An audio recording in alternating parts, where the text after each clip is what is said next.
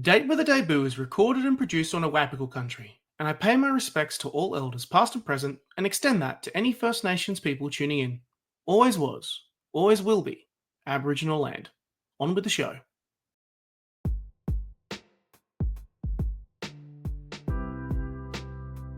Welcome to Date with a Debut, a podcast about debut authors, their incredible books, and their journey to publication. If you're looking for a new author to discover or writing inspiration for your own story and you don't know where to start, this is the place to be. I'm Nick Wasiliev, host of the show, and I'm delighted to welcome another debut author in today's episode. If you enjoyed the show, jump online and give us a thumbs up, a 5-star review. It really helps the show out. If you also want to hear episodes when they drop, be sure to subscribe to Words and Nerds, or you can subscribe to Date with a Debut on Podbean to hear the latest episodes as they drop. Want to support the show more? You can also subscribe to my Patreon in the description to get early access to episodes, book reviews, recommendations, and a whole lot more. Wherever you are listening, thank you for listening to us and supporting the Australian book industry. You can also find any books mentioned in today's podcast down in the description. Well, welcome to Debut Revisited, a special series on Date with a Debut where I sit down with authors several books into their career and discuss their entire writing journey from debut to the present day. And for our final episode of the year and of this special series, I'm delighted to welcome Jane Harper. She's a multi-award-winning author of international bestsellers, The Drive, Force of Nature, The Lost Man, The Survivors, and Exiles. Her books have been published in over 40 territories, more than 3.5 million copies sold, while The Drive and Force of Nature have been adapted into 2 amazing motion pictures starring the one and only Eric Bana. And The Survivors has since been adapted into a miniseries on Netflix. And we're here today to talk about her career all the way through to her brand new book, Last One Out, which is published by Macmillan Australia. Coming to us all the way from beautiful Naarm this morning, Jane, welcome to Debut Revisited. Thank you so much for having me. It's really great to be here. It's so lovely to see you again. It's been a couple of years. We're just literally talking about it offline since we've last seen each other. I think last time was The Survivors. And of course, at the time of us recording, it's 10th of October, getting into mid-October, but just before the release of Last One Out, your brand new book. By the time everyone's listening, it'll be out in the world. It'll be there for people to read and enjoy. Out of curiosity, how are you feeling? Do you still get nervous before release day now that you're a few books deep, or is it a case of been there, done that, or are you excited? Oh, do you know, I think it is a little bit of a different experience, I think, each time. I think after 6 books, I'm now at the point where I can enjoy it without feeling the nerves that maybe I felt in the first few. When you're first starting out, it's all so new and everything is like a completely fresh experience, and you don't really know what to expect. And being out there and kind of being face to face with readers who are brand new to you and brand new to the books is an exciting experience. But there are a few nerves involved. Whereas now I feel like I know. I know my readers and they know me, and I know the process, and I really enjoy it. So I think excitement is kind of the main thing there. But it never gets old. I mean, every single time, it's just a really wonderful experience. Yeah, it's so funny that if it comes a moment of excitement, the more you get used to it, the more you feel it. And also, a great point you make there, when you get readers who really start to enjoy and latch onto your books, the ways that you can play their heart like a heartstring a little bit. But before we do a deep dive into your amazing bibliography, let's back chat. And I kind of am a bit of a slave to the formula with Debut Revisited, and it's going to seem like such a basic softball opener. You're Jane Harper, print journalist for 13 years, one of Australia's, not to blow your trumpet a little bit too much, but one of Australia's leading crime writers. Your ability to evoke the Australian landscape is amazing. How the hell did that happen? How did you get to this point? Do you know, when I look back, I mean, it's been 10 years now since the Dry was picked up for publication. So 2015, I got my publishing deal for The Dry, and I started writing it the year before in late 2014. And then it came out in 2016. So this is a big kind of decade anniversary really for me, this kind of time. And it's been a really incredible 10 years. And I think maybe that partly answers your question. I think part of it is possibly as boring as consistency. you get the break, which is incredible. I mean, it's just so wonderful to have someone open that door and say, yes, we will publish your book. But then there is the day after and the year after, and you've got to kind of get back to the desk, I think, and continue finding what you love about writing that drove you to write that first novel, and find it again and again and again, with slightly different slightly different circumstances, like maybe a contract, deadlines, things that you possibly didn't have for the debut. So it's about, I think, capturing that love of it and adapting it to a new sort of way of writing professionally. Well, let's dive into it. Let's go straight into this amazing career you've had. And I think in the interest of, considering we have so many books to talk about, we're going to start with the Aaron Falk trilogy, if I can. The main character in your debut story, The Dry, as well as Force of Nature, Exiles. I took the sacrilege approach. My experience with I remember my first interaction with your book was actually The Survivor, with you and your writing style was The Survivors. And I took the sacrilege approach, and I saw the film first before I read the book, which was a very, very strange experience with The Dry. I've never done that before with any other thing before. And one of the things, it's one of the things we kind of talked about a little bit that I adore about your writing, even more so than the crime, the whodunit nature that kind of comes out in stories like this, is your use of setting, and also how the challenges, themes, and tropes of your characters intertwine with setting. It's something I look forward to in all of your books. And here in The Dry, which it's still amazing that this book is 10 years old. It really genuinely is. That kind of blows my mind a little bit. It's all there. Does that make you feel weird now that it's like, oh, that was 10 years ago? Because it blows my mind a bit. A little bit. It does feel like yesterday at the same time. Like it feels like, 10 years is yeah, it does. I can't quite believe it. It still feels like it came out really quite recently, I have to say. And look, and also I do want to say, I don't let me absolve you of any guilt you may feel about seeing the film before reading the book. I think I actually quite often, if I come across people who haven't discovered the books, I do sometimes say to them, you can watch the adaptations and see if you kind of like the style and feel, because I do feel the adaptations, the Dry particularly, being the one we're talking about, were very close, and I think they capture the books and the character of them very well. So I think it's a good way to kind of maybe test the waters and see if you'd like to kind of delve a little bit deeper by reading the novel. Yeah, it's great you mentioned that, actually. I think you're absolutely correct that the actual video, the film adaptation is very, very close to the story, and it captures the feeling, the energy of the story very, very well. This is a book that, usually I kind of like to do the classic elevator pitch for every book at the start, but obviously with The Dry, it's so etched. It's over 1 million copies sold. It's kind of very much a story that people are quite familiar with. This is a book that, sees Aaron travel down deep, dark paths of memory. There's tension among so many characters, and it mirrors this town, Keighery. It's a brutal, unrelenting place, suffering, trauma, and drought in many forms. Maybe the reason why I connected with this one so much is I grew up in country New South Wales myself, and folks, at the moment, at this current point in time, often complain about how much rain we're getting.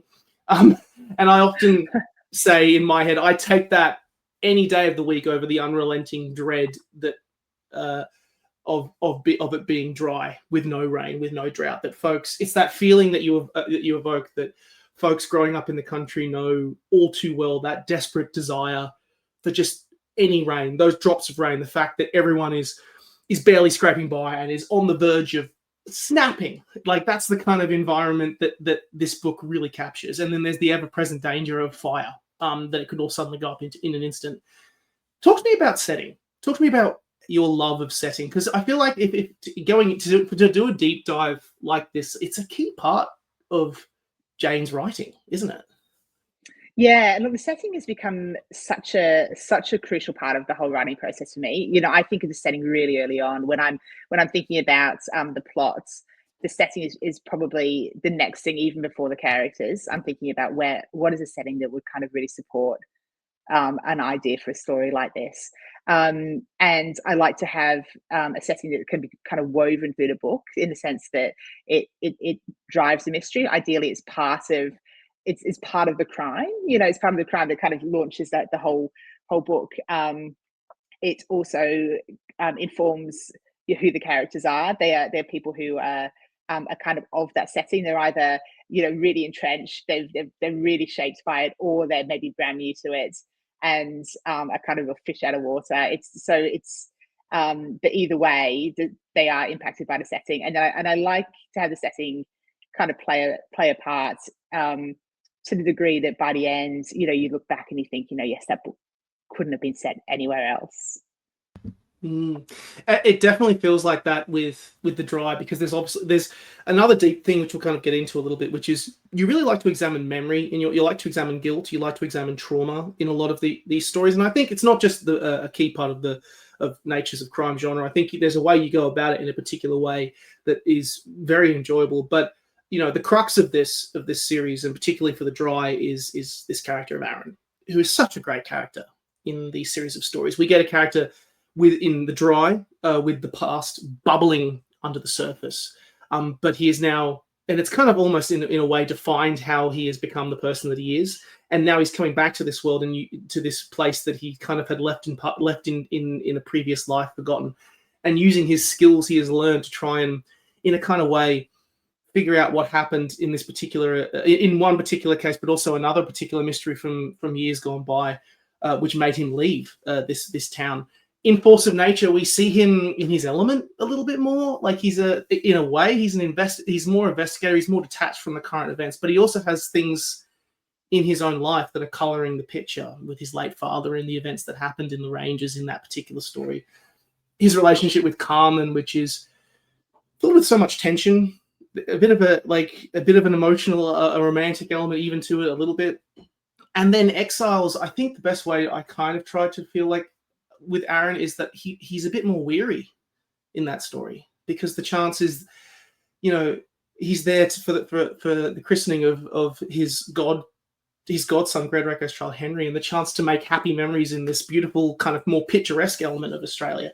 But it comes with that story even comes with strings itself, as he's now tasked with trying to find out what happened to Kim. And in that story, Aaron is he's desperate to break this cycle that he finds himself in, to be present, to not let the weight of past and responsibilities of the role that he's not trying to let all of this past stuff in his role define him so much. He's weary with that. There's a particular great quote from Exiles you say, which is, the little things you could have done differently, that was the stuff that haunted you, which I think really nails Aaron and really nails him across this amazing story. And his story is amazing. Obviously, it's been 3 years since the publication of Exiles. Out of curiosity, where does Aaron sit for you? Because you've been closer with him more than anyone else. Yeah, I mean, I've loved writing about him, and I mean, I feel like I owe him so much. He was with me since the very start of like page 1 of the Dry, and he was, when I was writing that debut, and it was kind of, I was sort of finding my way through it, and he was kind of the kind of the guiding light, really, building this story around him as a character, and helping me kind of guide the reader through. We were both sort of trying to find our way, really, to the end of this first book, and then the beauty, I guess, of having a recurring character is that you do get to kind of build these stories around them. So you get to kind of take what you've had before and then develop it, which I sort of try to do with each book, and particularly then with Exiles, which I went in knowing really that was going to be the last book for him, and I built that entire kind of story around him to kind of give him a kind of satisfying ending that he deserved and kind of really celebrates. I think who he is, give him a sort of a conclusion that I felt was sort of right for him as a as a character, as a sort of person that he's sort of become in my own mind. And it is like quite bittersweet, because I do really love him and he's given me so much, but at the same time I think I wanted to give him kind of a closed, like a really thought out sort of sense of closure, rather than maybe push the character beyond where I felt could go, and into books and scenarios that I felt probably weren't really realistic for him. I think that's it. It comes together very naturally with Aaron. I think he's the lens for a lot of the key parts of these particular stories, and he's the kind of the that character that you identify with. And I think what is particularly great about Aaron is, and it's going to sound like such a cliche, but I think it's not just the fact that he's brilliant at what he does. It's the fact that there's so much weight to him. He's human. It's not just a case of the brilliant detective who can read the room like a book. I mean, as much as he can, there's a huge emotional element that drives through him with all of those stories. And the best part, and I think this is one of the reasons why I really also had a strong enjoyment of Exiles, because you kind of found it felt like the natural endpoint for him. Even though, and I know this is probably a mild spoiler, but there were one or two things which felt like it was open to another story with Aaron. But even if it does happen, I'm still happy that if this is the end, I don't mind that though, because it's such a great place for him. Do you know what? And look, I mean, never say never. I mean, I do think this is. I do sort of approach this Exiles as being the last one, and it was kind of fully written with a sense of this could be it. Like, I mean, I didn't want to kind of be, sort of on the fence and one foot in, one foot out. Like, this was sort of, I sort of put everything in there, left, kind of nothing sort of like everything, and so left everything on the field, I guess, for this one.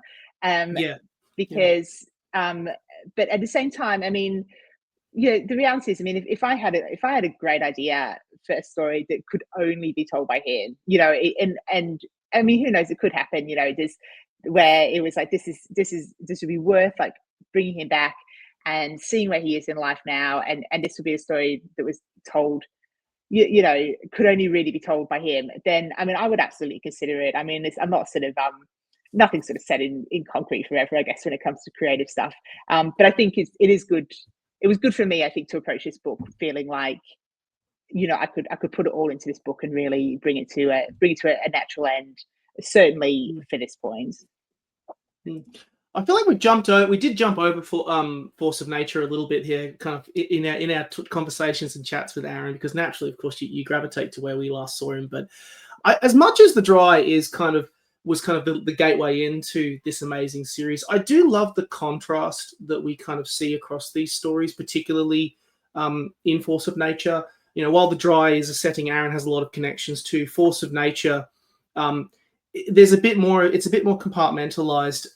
It starts with 5 women, exiting their office setting to go out into kind of that into a team building exercise. They're outside of an air-conditioned comfort zone. They're trying to encourage teamwork and resilience. And the key thing for me was, unlike the other books in this series, it kind of stands out a little bit in this trilogy as a little bit of the black sheep, because these are people not familiar with this environment, which means these are people unfamiliar with the Gillalong Ranges, which makes this story much more suspenseful, which makes the story much more creepy than its predecessor. And I think it also fits in nicely with kind of the events around Daniel Bailey in the background, which we won't get into for spoilers. Whereas, Exile sees a comparison with a more picturesque, stereotypical area of Australia, South Australian wine country. There's actually, funnily enough, a bit more joy associated with place in Exiles, I found initially. I agree, It's because and we'll kind of get into this a little bit more when we talk about The Lost Man, which, I mean, just ekes off a couple more trope-laden natures of the Australian environment. But one of these things that I think really is great about Force of Nature is that it leans into kind of a lot of the established ideas around the Australian landscape, how the sheer size of it, the scale of it, the labyrinth element of it is what contributes to the fear. Whereas Exiles is a place where there's a lot more joy, but it's weighed down by Kim's absence, which I think is a beautiful setting for where Aaron is. He wants to experience joy in his life, but he's weighed down by the past.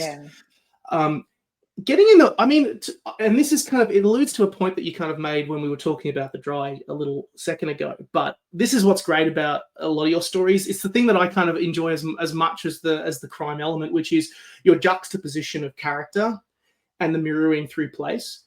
Kind of talk to me about that, how you do that a little bit, because what is great about that is that you show so many different sides of Australia through that sort of method of dovetail of the place, but also the impact that place has on people. Yeah, and I think the setting is, yeah, it is really crucial in that. It was interesting because when the the dry came out, in terms of that being my debut, I kind of had a choice to make at that point as to what the second book was going to be, and probably the maybe easier, more natural option might have been to just revisit Aaron Falk in this town. Have kind of a direct sequel where he is in Kiwara. He's kind of reforging relationships with people we've met in the first book. There's maybe another mystery to solve, like, and that was, and I did consider that, like, is that sort of the book I want to write? But I honestly think if I had written that book, I'm not sure we'd be sitting here now, 10 years on, 6 books in, because I knew at the time, even that early on, I knew I would not be able to sustain that as a series. There wasn't enough in it. There wasn't enough interest in it for me as a writer to kind of flesh that out anymore. I felt that story had been told. So I really wanted to kind of, put him somewhere different, which is how Force of Nature was born. And that was in the real kind of lush, dense, wet, cold, wintry bushland. It was funny actually when they filmed Force of Nature. I have so much gratitude to the film team who made that, like, really wonderful film. But I have never heard so much complaining from people about what they went through to film that film. I've literally never had a conversation with anybody involved in that film where they have not mentioned how hard it was and how wet and cold they were and the leeches. So they really went through it. Which I think, I quite liked, as someone who wasn't there, who wasn't sort of having to go through that myself. I quite like it that the setting really did kind of play into it to such a degree that they had that experience for themselves. And then you're right, as you touched on with Exiles as well. I really wanted for that book, because it was like the third one, and I said again, as I kind of wanted to have this essential closure. I did want, like, that sort of sense of joy in it as well. Like, even though the characters in the book are going through something, quite traumatic, and there is this underlying sense that there is light and dark, but there is that light there, and there is kind of a bit of happiness there to be found if they can kind of grasp it. Yeah, and it's great how much that impacts things. I think off the back of kind of the adaptations, I had this question a little bit for later, but I think I'll ask it now. Obviously, off the back of the success of these books, 2 of them have been adapted, The Dry into a hugely successful film, similar, Force of Nature, which came out relatively recently. For those eagle-eyed fans, in The Dry, you can catch a certain Jane Harper cameo as well as in there as well. It's so funny. I was chatting with I think it was Holden Shepherd. He did a cameo in Invisible Boys, and then also similarly seeing Holly Ringland when in The Lost Flowers of Alice Hart. Just it never ceases to make me laugh, just seeing people that you've run into like suddenly just appear as a character in the background. Just going, people who know, they know. But this is a good chance to ask about the process of adaptation, if I can, seeing your baby in new clothes. And the reason why I want to particularly ask that is I don't think across, multiple different types of medium, I don't think I've ever seen an individual so protective of a character as Eric Bana is of Aaron Falk.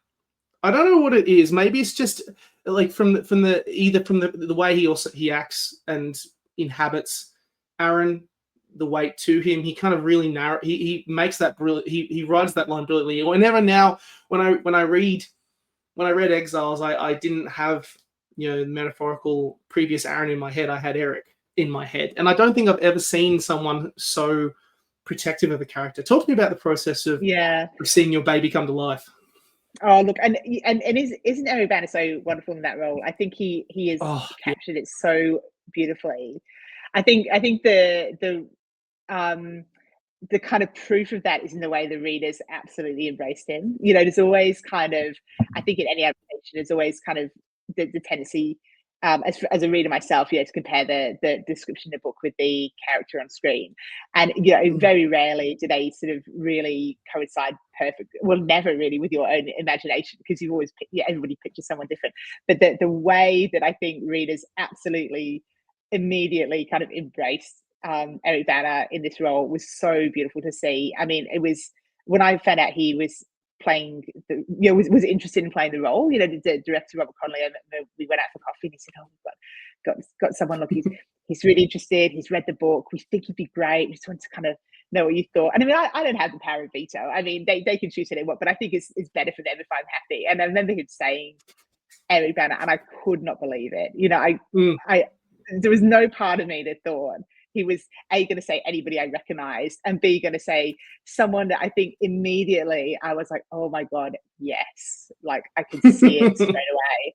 And he did such a great job in those roles. I think, like I've loved the film. And like we were saying earlier, I think it's really great to have an adaptation out there that you as an author, you can point people to and say, enjoy it. Like, feel free to read, watch it before you read the book if you like. It's very close. It kind of captures the spirit of it really well, and just be able to kind of enjoy the process, I think.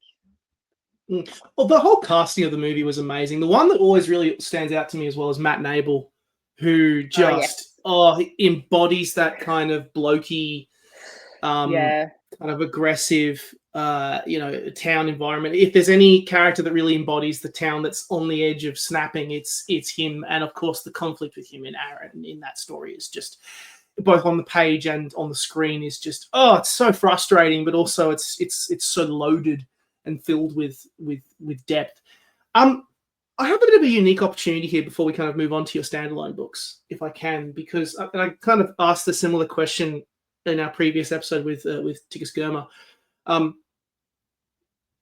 It's very difficult to be, there's so many authors out there in the world, and it's few ever kind of have that book that goes on all around the world, becomes a bestseller, becomes successful, tops the New York Times bestsellers list, and done all of the amazing things that it's done.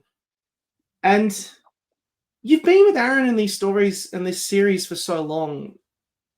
How does one as an author process success of these books after you kind of, and also specifically, what challenges come with hitting the proverbial end of the rainbow and finding that success? Yeah, I think I think partly it's a bit like the frog in the pot, with the water slowly boiling, in a good way.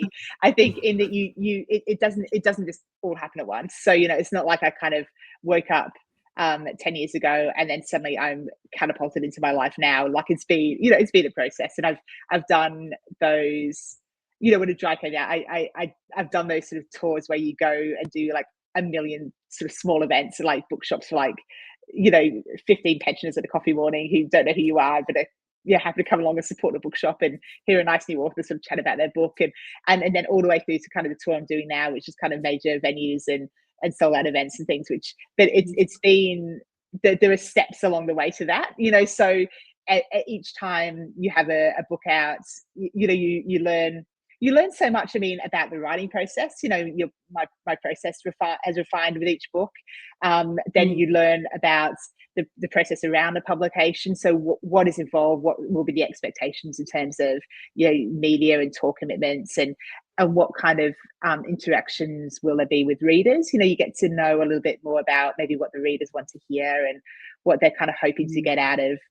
Hearing you talk about a book live and getting their book signed and things like that. So. It all kind of builds up, and it's only, I think, when you look back, if you kind of look back and you sort of get the binoculars out and you look back 10 years earlier, and I do sometimes put myself in those shoes, and I think, wow, like if I could sort of see myself, and I think that actually really helps, because sometimes like everybody, when you kind of at the desk trying to write, there are good days and bad days in writing. And on those bad days, the thing that always helps me is to think back to kind of 10 years ago, when no matter how difficult I find in the writing that day, I would have loved to be in this position, to just know that this is where I would be. I would have been thrilled. And I can still conjure that up and still generate that feeling. So yeah, I draw on that quite a lot, actually.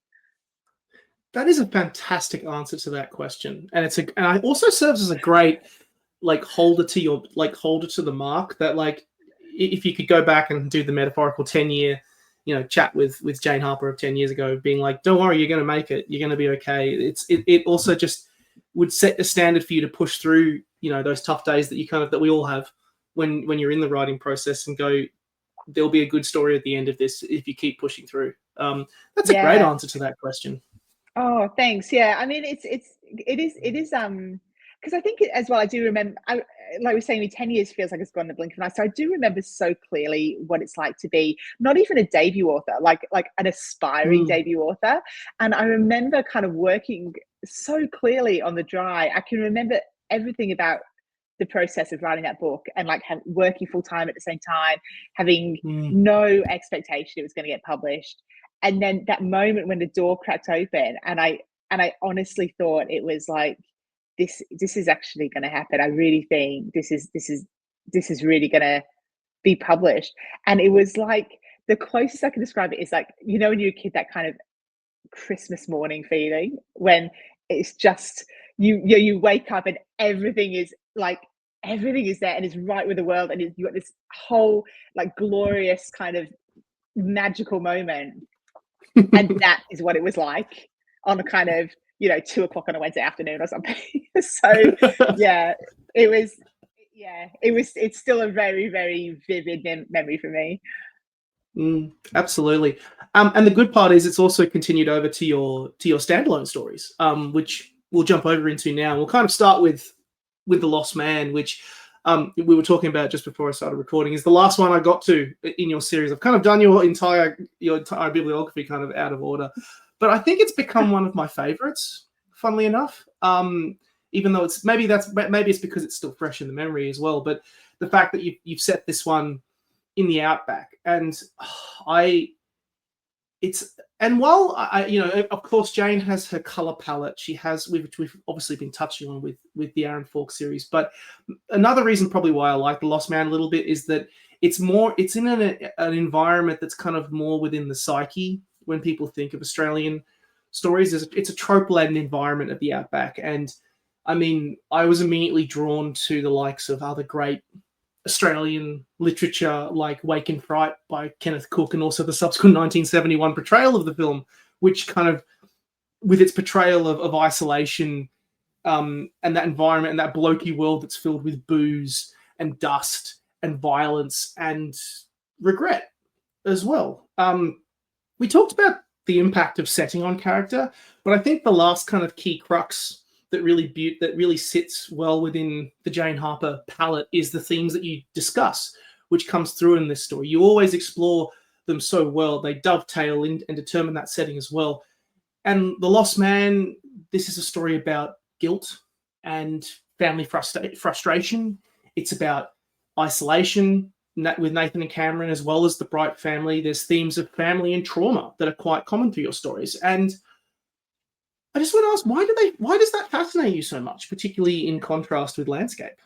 Yeah, I mean, look, I loved writing The Lost Man. It's actually quite a lot of people's favorite. Like, they sort of it's one that gets mentioned quite a lot. And I have to say, I really loved writing this one, and the research was so interesting. I went out to Birdsville in Queensland, spent a little bit of time out there, just absorbing it all and speaking to people who lived in these really isolated, homesteads.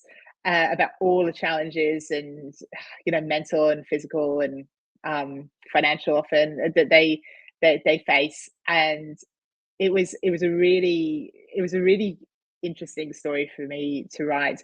I think this one has a real special place in my heart, because I think this was the first standalone, and I think I discovered how much I love writing standalones. Like, I love Aaron Falk. I really have got a lot out of him. But when you do have a recurring character, you are kind of tied to the tied to them. You have to kind of respect the story that's come before and where they are at, and the kind of character you built. Whereas with standalones, it's all open, and you can do anything, and you set it anywhere, and have anybody you need to tell the story. And I think that's why The Lost Man, the setting was such a great one to set it in that kind of real remote outback. And it was kind of, I sort of sense when I was writing it, I guess it's always kind of like a locked room mystery, in that there's people who are there's a few people who are there, so they're not literally obviously in a locked room. They're quite the opposite, really. They're very, very very, very open landscape, but they're forced together by that landscape to kind of have these interactions and let this mystery unravel. Yeah, I'm so glad that this story has a lovely place in your heart. It's that there's something special to it. I will say off the bat, Nathan is a great character. I was going to say, yeah. I mean, Nathan's the main character. He was sort of really the driving force behind the book. Like it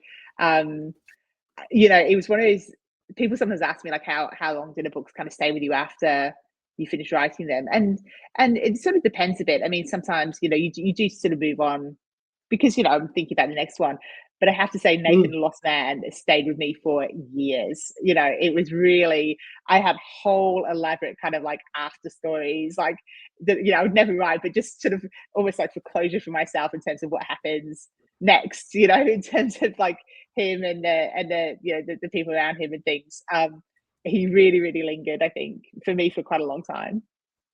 Wow, why do you think that's the case? Is it just that creative headspace that you found yourself in that led to the creation of him? Like, I'm curious, like compared to someone like say Aaron or any of the characters like Kieran in The Survivors, like why Nathan of all people? Why him? Yeah, and I don't really. Yes, it's a good question because it is more so than possibly the others. And I don't know if it was just maybe a bit of a perfect storm of the fact that it was this first standalone. So the book was entirely kind of built around him. So he was a completely fresh character that I had to kind of build from the ground with a bit more experience as an author. So maybe he felt fully fleshed to me earlier in the process than possibly Aaron Falk did, because in my debut I was really finding my way, and it was maybe a slightly slower process in terms of getting him to become a believable three-dimensional kind of person in my mind, whereas Nathan was possibly more fully formed straight away. I think the Lost Man is actually quite an emotional story. I think it's a mystery, but I think it's very emotionally driven. And I really felt for him. I think I really sort of, when I was writing him, I really kind of, wanted to sort of give him a break at times, and maybe it was that as well. I think just I did really feel quite a connection with what he was going through, and and then I think I don't know, and then maybe just the landscape, but he is sort of so isolated a lot of the time. Again, I probably just felt a little bit sorry for him. I wanted to make sure he was okay. So, but then why him more than say the others? They all go through stuff, and they all have their own challenges in the books, don't they? Yeah, they do. You're absolutely wrong. Like during this story, I was amazed at how much hatred and resentment could be visited upon a man who seems to be such an uncomplicated study in kindness and being selfless. Of course, as the story progresses and he sets out to find answers about his brother's death, it becomes much more complicated. But yeah, I do feel like that. I did find myself really in his corner as a result of that, which maybe it makes it a bit more potent there. And I think obviously coming off the back of doing Aaron, maybe it was just you were in that writer mindset. It kind of flowed. You had the miles under the belt with Nathan, which really felt great. There's a great comment on Goodreads from a reviewer, Chai, who kind of summed up I was trying to think about a way to sum up the themes and story of The Lost Man, and Chai summarized it better than I ever could on Goodreads, which was, quote, "The story lets you decide for yourself if the past sets in stone the present," which I thought was perfect. So poignant. Yeah, so that's poignant. Nailed it. It is. I actually, that is a really, really great way of like summing it up. Well done to that reviewer. Yeah, and forgiveness kind of also feels like there's an element of forgiveness in there, and forgiveness also kind of feels like a major part of The Survivors too. Which, as mentioned, this was my first introduction to you when we first met. When you came to sign out, I don't know how many thousand copies you signed at Booktopia in 2020, but you take us in The Survivors to a quieter part of Australia, the Apple Isle, to Tasmania. This is a place that often is described as a cocoon. It's a very insular world that we find. And Kieran, our narrator, she deals with guilt not just for the events of kind of the storm in this story that kind of comes on in the past, but also that his parents, who were broken by said event that happened in this story, were kind of left behind and really struggled to move on in this story. It feels like a bit more of a time capsule. But what I love through Kieran is we have the sadness of this lost place, but then also you have your interactions with Ash and Sean and Olivia at Surf and Turf, and there's still also joy there too. Talk to me about identity in such an insular place with the survivors, because all of these characters, as well, there is joy, but there's also sadness, there's melancholy, and they're all dealing with their own failures, regrets, sadnesses, troubles. It's one of the things I love about this book. Yeah, and I think the beauty of being an author is you get to write books exactly pitched to where you would like to be as a reader. And I think I like books that have a bit of a mystery and a bit of a the characters going through sort of an emotional kind of journey that they're trying to resolve. But I do like a resolution in terms of not just kind of who done it, but a bit of an emotional resolution as well, where not sort of I hope not. I really hope not as kind of twee as like just everything gets wrapped up in a nice little bow. But I do like it when there is a bit of redemption and there's a bit of light at the end of the tunnel, because I think as a reader it can be quite one note when someone is just going through trauma after trauma after trauma, and there's never any kind of light in it, and it just becomes, rather than having an emotional heft, it actually just becomes, for me as a reader, a little bit boring, because there's no there's no variation in it. So I do like to have kind of moments of levity and a little bit of a glimpse of kind of what happiness could be. So in Survivors, that was very much sort of the I think the aim for that one as well. They've as a community, and certainly as Kieran for his immediate family, they've gone through a really traumatic event involving the drowning of two men and the disappearance of a girl, and and then the way they sort of are trying to kind of cope with that in their own way was sort of the crux of the story. But I did want to have that sort of glimmer of hope and glimmer of resolution. So it's not just a really sad trudge through someone's very challenging time. I'm particularly glad that this story, more than some of the others, got adapted into a series, because the scope of that is so much bigger to focus on. Was it out of talk about that experience of kind of seeing your baby go through colors, go through a different set of clothes, go out into the world, end up as a mini series on Netflix? You're racking them up, racking up all of the different adaptations. It's been great to see the adaptations, and I really enjoyed the Netflix adaptation. I think the first thing I sort of try to do is I really I'm at the point where I don't see it as my baby anymore when it goes out, because I feel like I could never hand my baby over. It's got to be someone else's baby that looks a bit like my baby.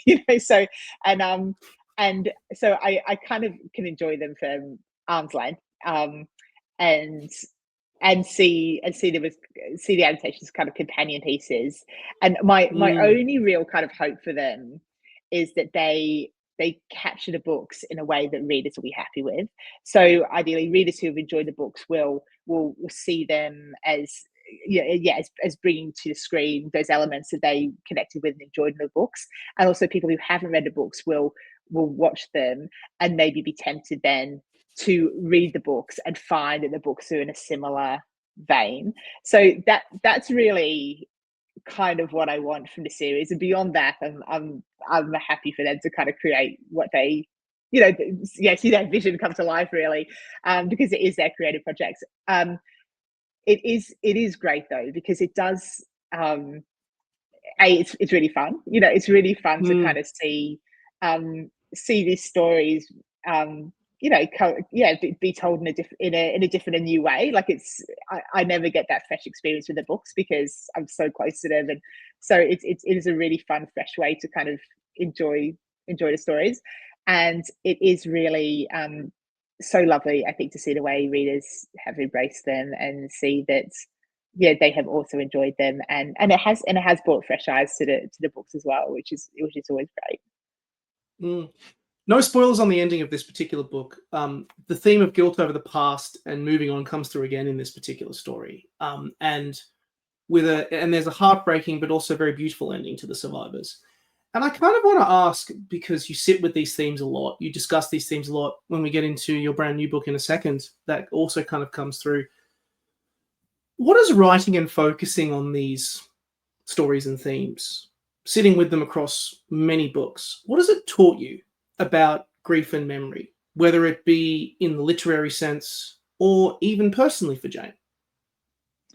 I think the thing that has really struck me over all of the books is how universal the emotions of grief and regrets and yeah, well, maybe those two in chief, that how universal they are, because they are themes I revisit a lot. I think I find them quite personally interesting. I think that maybe goes back to my journalism days when I was on a newspaper, and I will quite often interview people who maybe gone through something traumatic, and the thing that sort of stays with me even years later is how long after the event the effects linger, and sometimes it's physical and sometimes it's kind of in their lifestyle, but often it is just in that kind of the trauma of like looking back and the questions about what if and what could I have done and what should I have done maybe, and how that's going to then color their lives going forward. And I've always found that interesting is probably not the right word. I think that was emotionally impactful for me, and that's probably something that I've really brought into all the books. And then it's quite interesting how the books are set, all of them really in quite I guess extreme locations. I mean, the vineyard in South Australia is not particularly extreme, but they're quite unusual. I mean, a lot of people, readers around the world, very few people live or work in these locations, particularly outside Australia. And it's always interesting to me, though, how when readers find the characters resonate with them, despite the fact that their lives are so different superficially, the emotional impact of what they've gone through is something that is so relatable, really, almost regardless of where you live or what your lifestyle is like.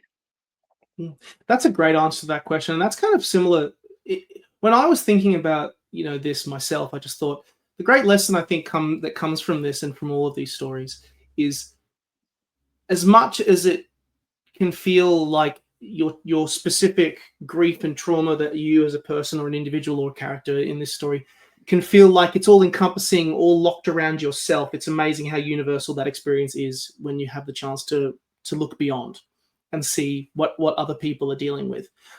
Which I think is one of the most wonderful elements that kind of comes through here, is that everyone has their troubles, everyone has their issues, everyone has their problems. And even if it can feel overwhelming on the self, sometimes the chance to actually, it just reminded me of the need of, you should always never be afraid to reach out, as terrifying and as vulnerable that can potentially be, because everyone can hurt and go through those experiences. And the more you realize it's more of a universal experience, as much as it feels like an insular one, which I think is so valuable for all of these stories.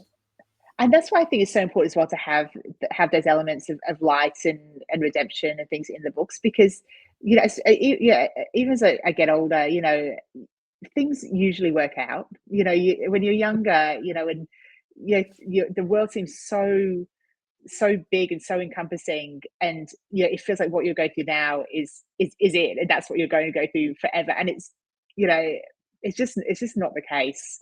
Like, things, absolutely, some things kind of can linger, and they do have long lasting impacts, but in the long run things tend to even out, and I think it's really important, especially for like young people to know, but I think older people, we've all experienced that, and you do, if you just kind of hang on and you reach out and just push through things, that redemption does come, and the happiness returns, and things balance out, and it's just that question of just finding your way through the forest, really, to the other side.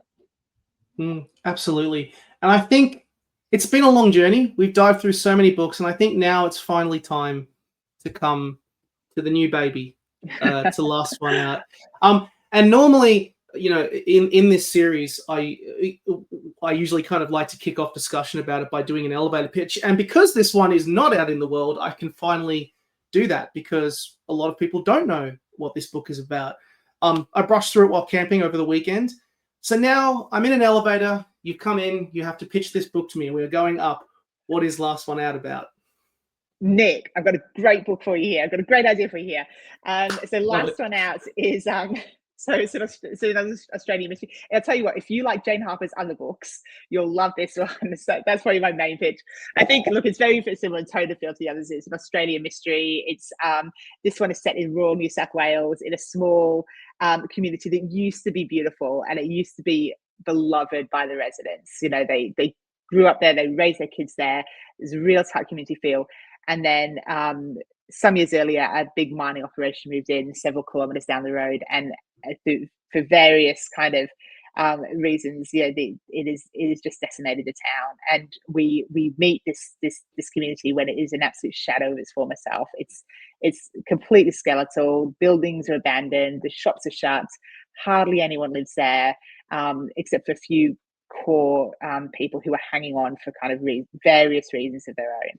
And the book follows a woman called Rose Crowley, who is who has lived there for a long time. She raised her family there, but no longer lives there. But she returns each year on the anniversary of the date that her 21-year-old son went missing on the night before his birthday, really to keep his memory alive and sort of try and sort of reconnect with the memory of him in some way. So that's Last One Out. Nick, I hope you bought my pitch. I hope your commissioners give the green light to go ahead.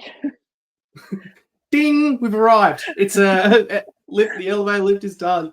I'll first of all say congratulations on another wonderful book. And that first off the bat, you feel really, really proud of it.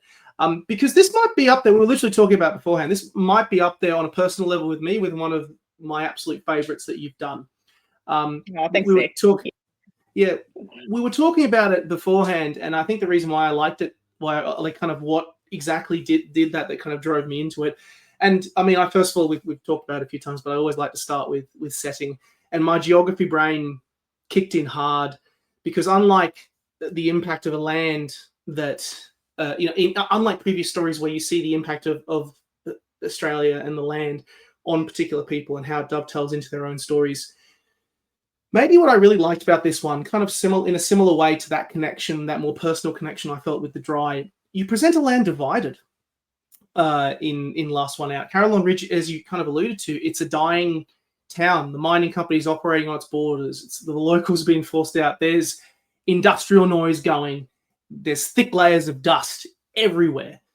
It's a land under attack by a slow ebbing presence, and we notice the effects that mining has on these people, which ties up nicely with many, many more themes of grief in here. Grief comes in many forms. It's not just the people in this dying town, but also, as you kind of alluded to with Roe, returning to this town for the annual memorial of her son's disappearance. I immediately just thought of places I've traveled to where this is real. This is not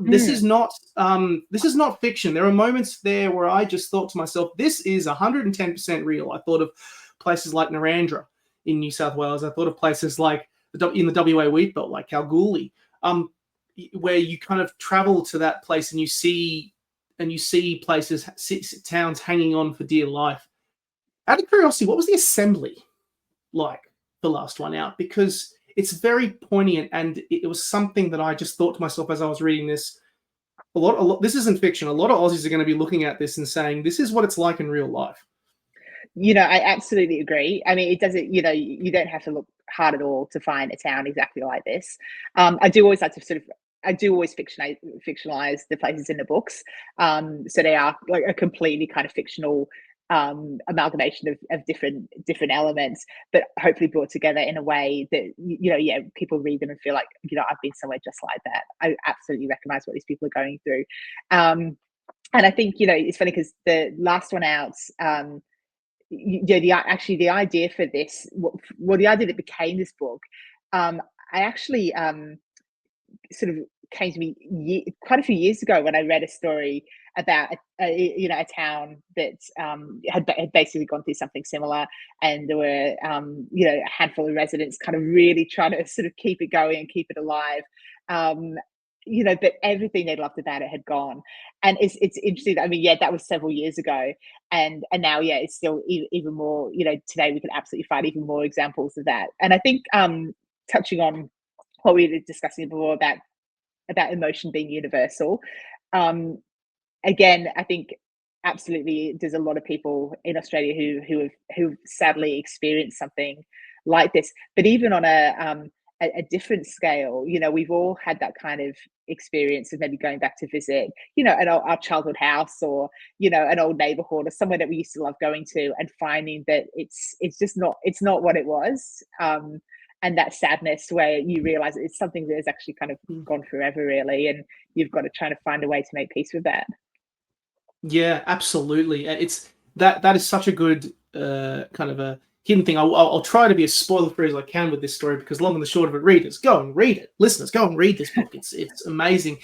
There's one great element that also really comes into this story, and it was kind of present a little bit in the likes of Force of Nature with Daniel, and the kind of the whole money laundering element of that story that was kind of happening in the background, but kind of that of greed. There's a bit more of an element of story of greed in this here, and what humans will do.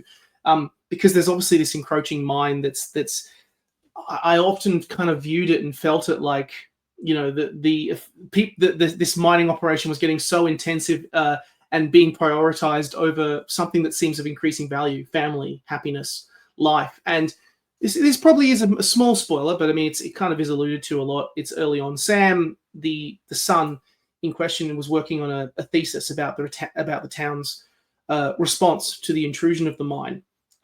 Before he suddenly, what happened to him, which we'll keep spoiler free. But yes, I think you're absolutely right, because I think that question of like, how far will people go or not go to kind of protect their way of life in their community.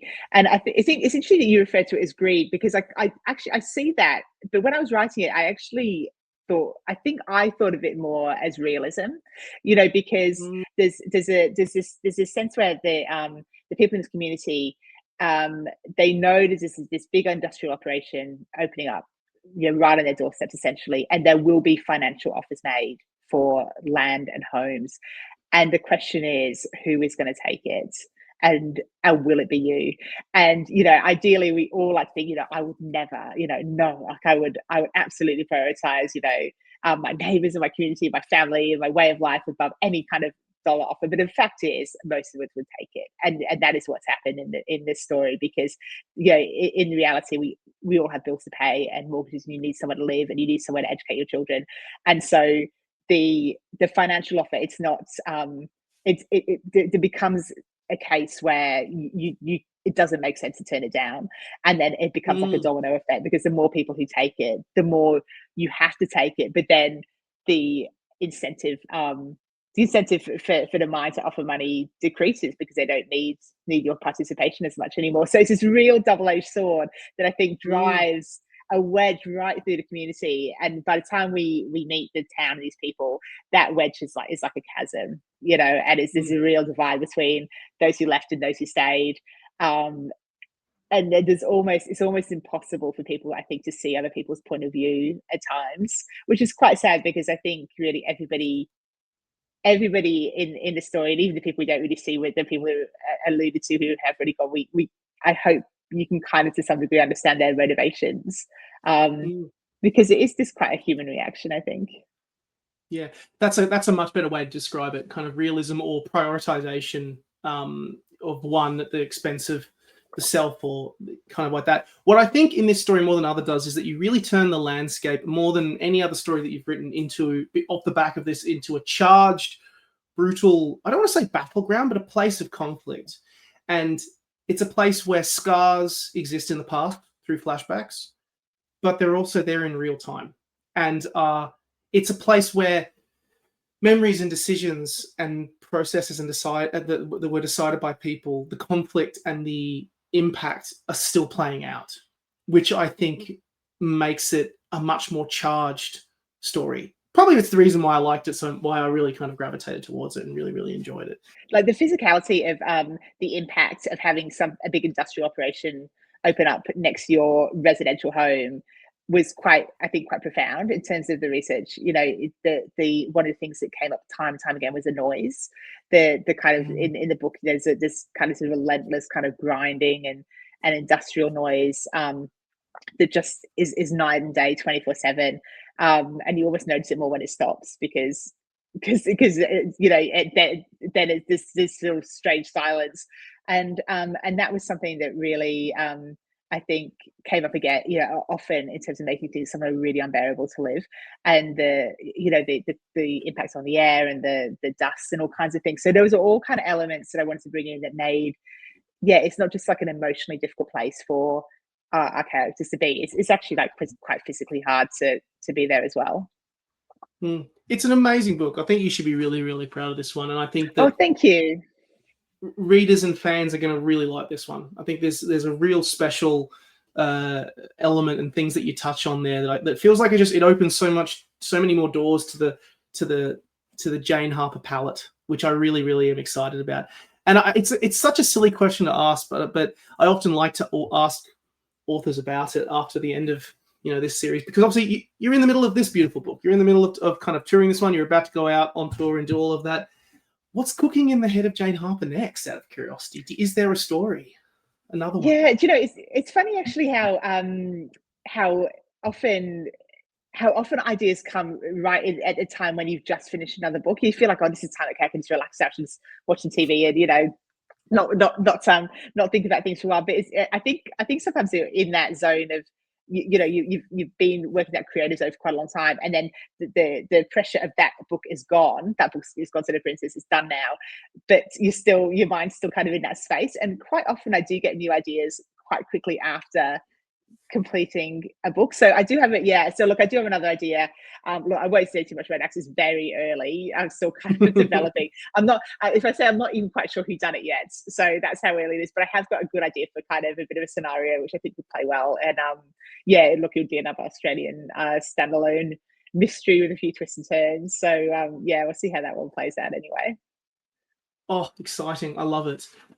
We've gone through all of your amazing bibliography. We've come to the end here, and now there's nothing left to do but finish off with what we usually do with this format, which is a rapid fire question part of the date, where I basically fling a bunch of questions at you and you give me the first answer that comes to your head. Jane, are you ready? I'm ready. Oh, brilliant. Let's do it. First up, we'll talk literary taste. Of course, you'd be reading in addition to writing. And the first one is, what's your favorite book that you've read over the last 12 months? Oh, look, so quite recently, actually very recently, so Sally Hepworth has a new book out called Mad Mabel, which I really love. It's brand new, and I think if you know Sally's books, you'll absolutely love this one. It's a really fun story about quite a moving story actually as well, about a pensioner with a very dark past. So yeah, Mad Mabel by Sally Hepworth. Great answer. I love Sally's books. They're such fantastic explorations and great stories. Out of curiosity, what is your favorite debut novel that you've ever read? So I have two, actually, if that's okay. One is Watermelon by Marian Keyes, because I think she burst onto the scene with that book. I would say fully formed. It has everything that has made her career so successful 30 million books later. It has the humor, the warmth. It introduces to the Walsh sisters, who have been such a joy for I think about seven books about them now. What a way to kind of introduce your writing to the world, and it still stands the test of time, and I still find it so engaging and funny. And then the second one, for a similar reason, is Lee Child's Killing Floor, which is his first Jack Reacher novel, which has one of the bbest opening chapters I've ever read. It's so suspenseful. It introduces the character like right off the bat. Like, there's a great line in there where he says something like, he like, his cops burst into a diner and accuse him of like murdering someone in his town, and he sort of calmly says, well, I haven't I didn't kill anyone, not today, at least not here, or something like that. Which is absolutely this immediately you're like, oh my god, this character is so great. And I think both of those debuts are chosen because the authors just burst onto the scene with these fantastic books, and then absolutely capitalized that and ran with the talent and the ideas, and just gave us these great novels that we've all enjoyed for so many years since. That's a fantastic answers to those questions. Just always, you always kind of you look at those amazing authors, and you always like to think, where did they come from? And usually, like that first debut just hit the ground running. Fantastic picks on Mary Keys and Lee Child. Do you have a favorite word? Favorite word? Do you know what? This is so silly. So it's not my favorite word, but there are quite a few words that I overuse in the drafts of my books that then I go through. So I don't think they're not my favorite, but they tend to creep in so much to the point where now I have a list of them, and I go through and I weed them out, and then the editor's notes look out for them. There's a few of them. There's dark, people's eyes flick. There's eyes flick to something else. There's people blink in surprise. There's all these little things that and I think it's when I'm kind of putting the draft down, I almost need the kind of the comfort lines that I can just go back to, okay, like his eyes flick to the clue, and I'll sort it out later. So yeah, they're not my favorites, but I seem to love them because I overuse them all the time. It's so funny. This question often devolves into what are the words that I most overused in my first draft, which I think is so funny. When I was chatting with Holden Shepherd, he was like, mate, just get it out. Just like, if you have to overuse the words, use them, just because you're getting that first draft out on the page. That's what an editor is for, to play with and mess around with it a little bit.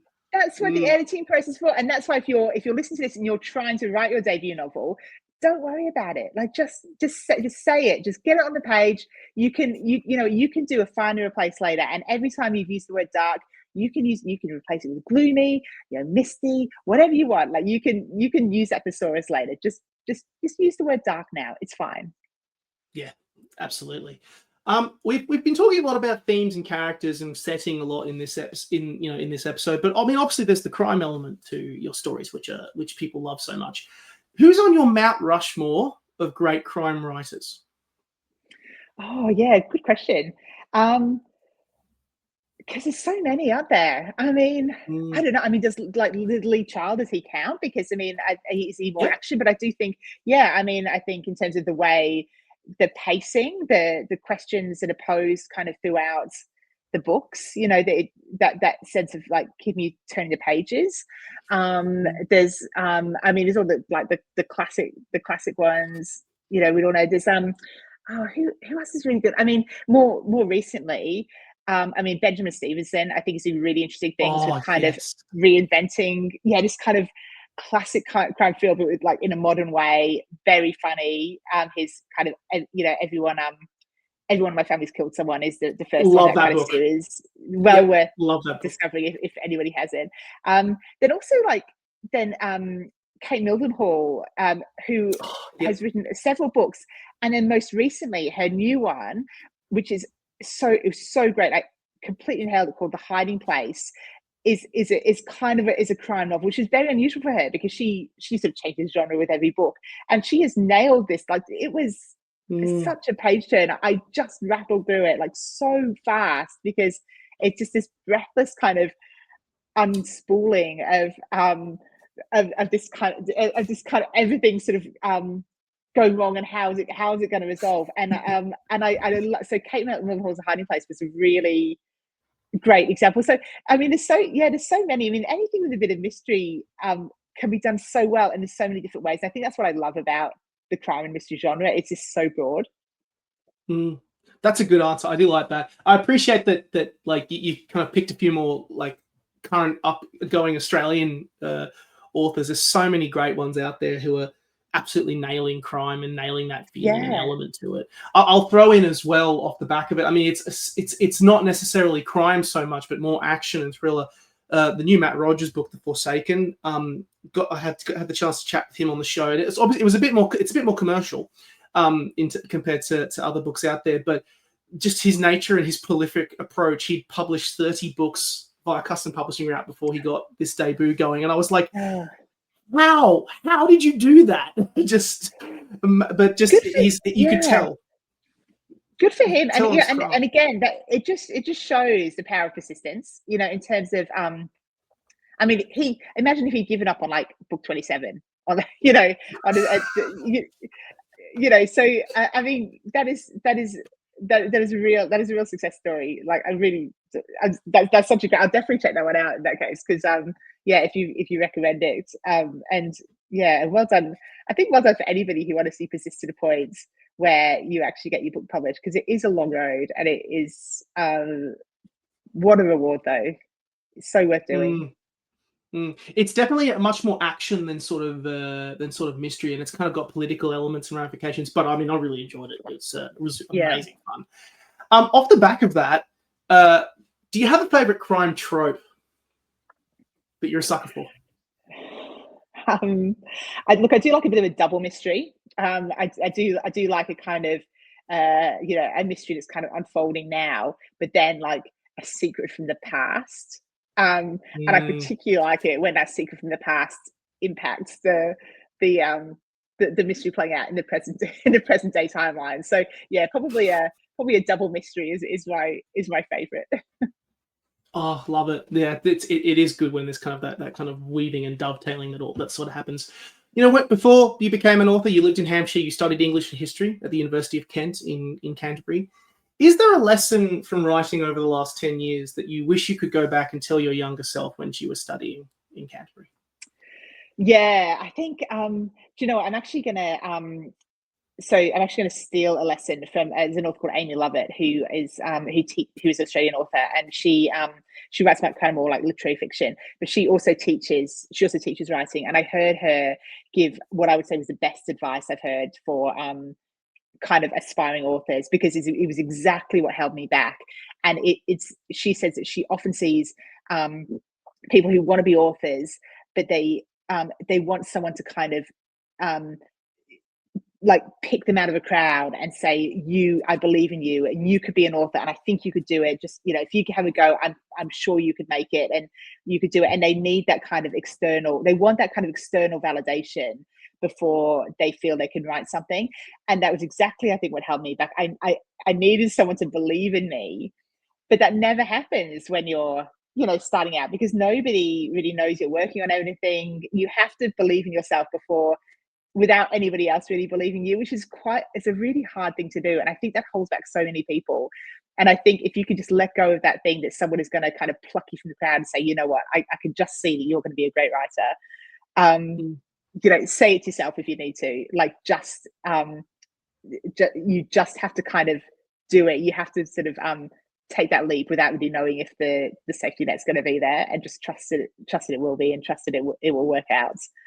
So that's probably the best advice that I think I wish I'd heard in my 20s.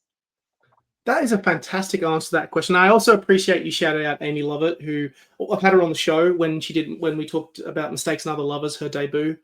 Yes, great book. Works the Newcastle Writers Festival, Nova Castrian Born and Bred as well.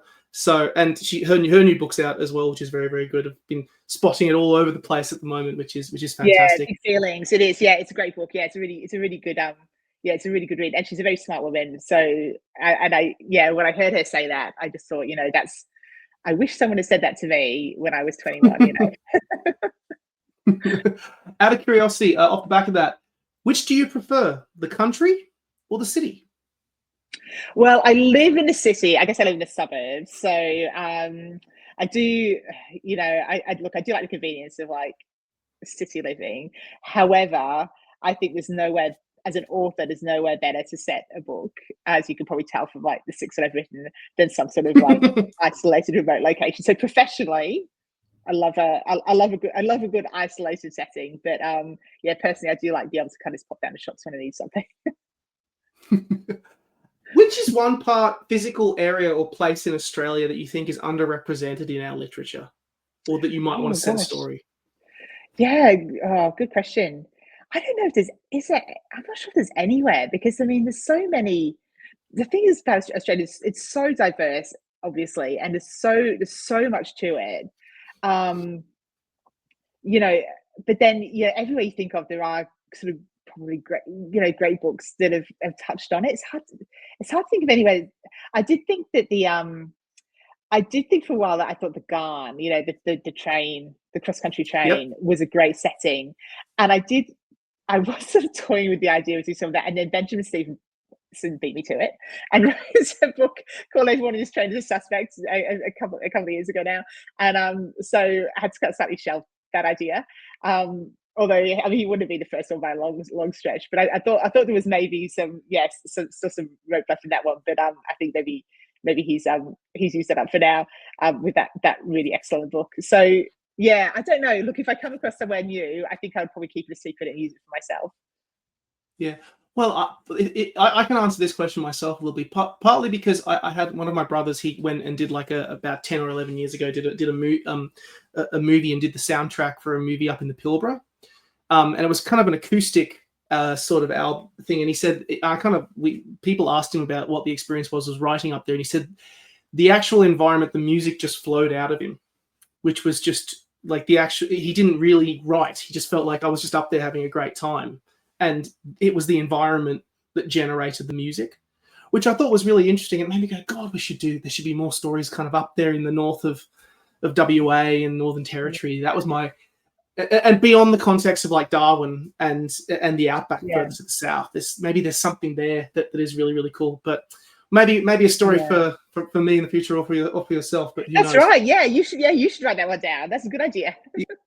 Yeah, I have been thinking about doing like a story up there. I found myself in Darwin in kind of up there a few years ago, and funnily enough, did it again.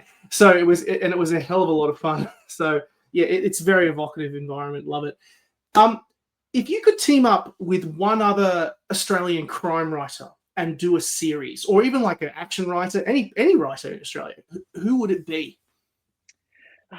Yeah, good question. I might go back to my good friend Sally Hepworth, who I admire very much. I think I think she should be a lot of fun to work with. I really like her books. I think she also would bring elements to it that I don't particularly have in my books. Like she's very good at kind of capturing that domestic sort of situation, whereas I'm kind of more sort of remote setting.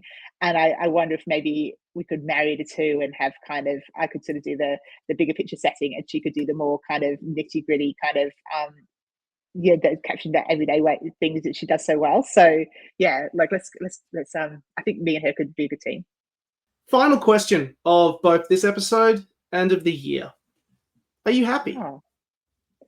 You know what, Nick, I'm so happy. And I'm so happy because I'm really, really lucky to have such a great career. I think that lets me do, it lets me, write what I want creatively. It gives me opportunities to meet people, gives me opportunities to kind of do things like this, like chat with you on like fun podcasts. It gets me opportunities to kind of come face to face with readers who have supported me and booksellers and librarians who have really been so instrumental in kind of making my books what they are. And they sort of say happiness is to be found, I think, in being grateful for what you have. And like I am so grateful for everything that these books have given me, and not just the books but the readers and people like you and the booksellers and librarians who supported them. And like I said, if I could go back 10 years and look ahead, I would just be beside myself with joy. That is a fantastic answer to that question, and it's great that these incredible books have opened you to the whole crazy, amazing, and wonderful world that is the Australian publishing industry, and how tight knit and close it all is. I'm really happy because I got to chat to you about your entire career and this amazing new book that's about to come out, last one out, which I'm holding up to the screen. It's there for everyone listening. You can get a copy of it right now. There's a link in the description. If you can't get a copy, you can also check it out at your local library as well. There is no limit to where you can go and check out this amazing new book, which at the time of us recording, it's about to be out in the world. But when you're listening, it will be out in the world and you can go and check it out. Jane, this has been an absolute joy. I've absolutely loved talking to you about your amazing, incredible career, and I'm so excited for how well this book is going to go and for what comes next. Thank you so much for coming on Debut Revisited. It's been a joy.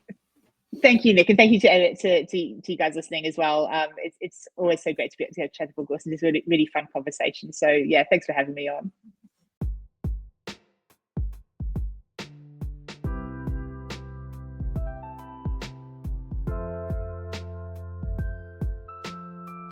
Thank you for listening to today's episode of Debut Revisited. This will be the final episode of this special miniseries and the final episode of 2025. I would like to take this opportunity to offer a special thank you to all the amazing authors and publishers who helped make this show possible, and a special thank you to Dani V for allowing Date with a Debut to feature on the incredible Words and Nerds channel. Date with a Debut will be taking an extended break, but I'll be back in 2026 for a brand new season with a bunch of new authors and brand new episodes. Have a Merry Christmas, a Happy New Year, and see you in 2026.